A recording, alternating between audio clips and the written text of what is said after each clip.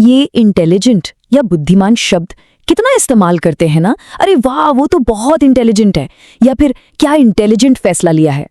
पर क्या हमने कभी सच में रुककर ये सोचा है कि जब हम ये शब्द बोलते हैं तो इसका असल मतलब क्या होता है, इसके पीछे छिपा क्या है? तो आज ना हम इसी सवाल की गहराई में उतरने वाले हैं। यकीन मानिए, ये सिर्फ एक शब्द नहीं है, ये तो अपने आप में एक पूरी दुनिया है जिसे हम साथ में एक्सप्लोर करेंगे। तो चलिए शुरू करते हैं ये दिलचस्प सफर और बुद्धिमत्ता की एक एक परत को खोलकर देखते हैं। तो देखते हैं आज हम इस सफर में कहाँ जाएंगे। सबसे पहले हम जानेंगे कि आखिर ये बुद्धिमत्ता है क्या। फिर हम इसकी प्रकृति को थोड़ा और समझेंगे। इसके बाद हम देखेंगे कि बड़े बड़े एक्सपर्ट्स इसके बारे में क्या सोचते हैं। और हाँ, एक बहुत ही मजेदार 3D मॉडल भी है। और आखिर में इन सब बातों को जोड़कर एक पूरी तस्वीर बनाएंगे। तो तैयार है? चलिए, तो सबसे पहले और सबसे जरूरी सवाल, जब हम कहते हैं इंटेलिजेंस या बुद्धिमत्ता, तो इसका मतलब क्या है? आइए सबसे पहले इसी को समझते हैं। तो देखिए, ये जो परिभाषा है ये साफ बताती है कि इंटेलिजेंस सिर्फ एग्जाम में अच्छे नंबर लाना या बहुत सारी किताबें पढ़ लेना नहीं है। नहीं, ये उससे कहीं ज्यादा है। इसका मतलब है अपनी एक्सपीरियंस से सीखना, अपनी गलतियों से सीखना। इसका मतलब है मुश्किल कॉन्सेप्ट्स को समझना और प्रॉब्लम सॉल्व करना। और शायद सबसे जरूरी बात, नई नई सिचुएशन के हिसाब से खुद को ढाल लेना, यानी अडैप्ट करना।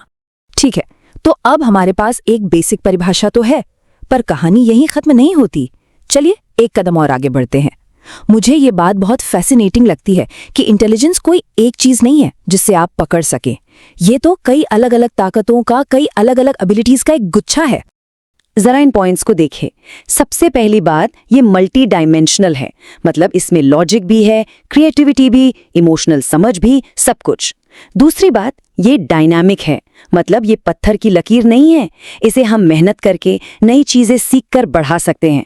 यह हमें बदलती परिस्थितियों में ढलने में मदद करती है। और हाँ, हम सब में ये अलग अलग होती है, किसी में कुछ ज्यादा तो किसी में कुछ और आखिर में हमारी इंटेलिजेंस पर हमारे जीन्स और हमारे आसपास के माहौल दोनों का असर पड़ता है। अच्छा, इंटेलिजेंस इतनी कॉम्प्लेक्स चीज है कि इस पर बड़े बड़े एक्सपर्ट्स भी एकमत नहीं है। सबका अपना अपना नजरिया है।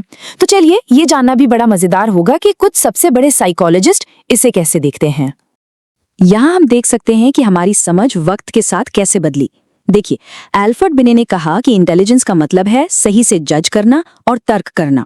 फिर लुइस टॉर्मन आए, उन्होंने कहा नहीं, बात सिर्फ इतनी नहीं है, बल्कि अमूर्त चीजों को यानी एब्स्ट्रैक्ट आइडियाज को सोचने की क्षमता ही इंटेलिजेंस है।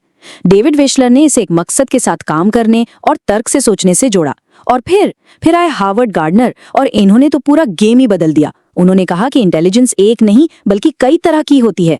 कोई म्यूजिक में इंटेलिजेंट हो सकता है, कोई स्पोर्ट्स में, कोई लोगों को समझने में। कमाल है ना?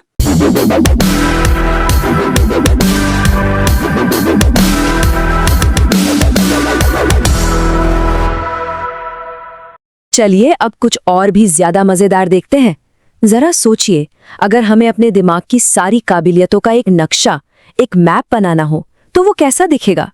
एक साइकोलॉजिस्ट ने ऐसा ही करने की कोशिश की। देखते हैं कैसे। तो ये थे J.P. गिलफोर्ड। इन्होंने एक बहुत ही कमाल का 3D मॉडल दिया। उन्होंने कहा कि हमारी इंटेलिजेंस को एक क्यूब की तरह समझिए, और इस क्यूब के 3 अलग अलग साइड्स हैं, या कहिए 3 डायमेंशन हैं। और जब ये तीनों डायमेंशन आपस में मिलते हैं तो हमारी अलग अलग दिमागी काबिलियतें बनती हैं। तो पहला डायमेंशन है ऑपरेशंस। इसका सीधा सा मतलब है कि हमारा दिमाग करता क्या है, वो कौन से काम करता है। जैसे जानकारी को समझना यानी कॉग्निशन, चीजों को याद रखना यानी मेमोरी, सोचना यानी थिंकिंग, और सही गलत का फैसला करना यानी इवैल्यूएशन। ये सब दिमाग के काम हैं, उसके ऑपरेशंस हैं। अब आता है दूसरा डायमेंशन, कंटेंट्स, यानी हमारा दिमाग किस तरह की इंफॉर्मेशन पर काम कर रहा है। अब ये इंफॉर्मेशन कुछ भी हो सकती है। विजुअल यानी जो हम देखते हैं, ऑडिटरी जो हम सुनते हैं, सिंबॉलिक जैसे कि मैथ्स के नंबर या शब्द। मतलब ये वो कच्चा माल है जिस पर हमारा दिमाग काम करता है। और अब है तीसरा और आखिरी डायमेंशन, प्रोडक्ट्स, यानी जब दिमाग ने ऑपरेशंस का इस्तेमाल करके कंटेंट्स पर काम कर लिया तो नतीजा क्या निकला, आउटपुट क्या है।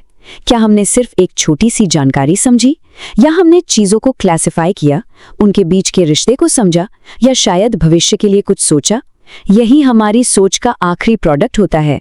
तो हमने परिभाषा से शुरुआत की, उसकी प्रकृति को समझा और कुछ बहुत ही दिलचस्प मॉडल्स भी देखे।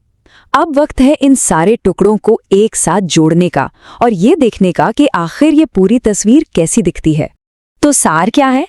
सार ये है कि बुद्धिमत्ता एक बहुत ही कॉम्प्लेक्स लेकिन साथ ही लचीली क्षमता है।